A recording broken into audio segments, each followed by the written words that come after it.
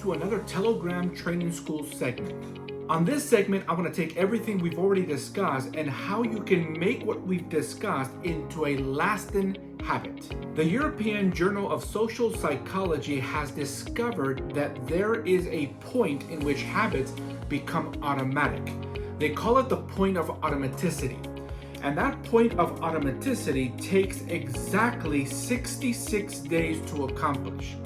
Now, the psychologists of the European Union have found that these 66 days breaks down in 3 particular sections, and each of these sections has 22 days of particular realities that take place for your habit to become automatic. In the first 22 days, according to psychologists, they found that this is a section of destruction. This is the section that is hard. For the first 22 days of you trying to establish a new habit, it is hard, it is destructive.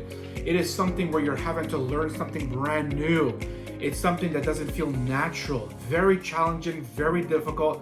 But if you hold on to 23 days, you get into the second section of building automaticity. And that is the messy stage or the installation stage. Psychologists have found that at this particular stage, you begin to take that habit that was destructive and hard in the beginning of the first 22 days, and it starts to become part of an installed habit reality in your life. As you continue on for the next 22 days, you begin to find that your habits become part of who you are.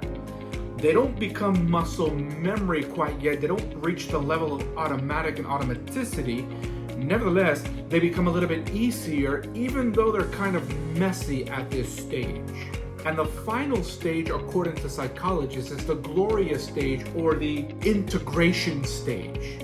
At this particular stage, your habit that you're trying to develop is no longer hard, it's no longer messy, it is actually glorious.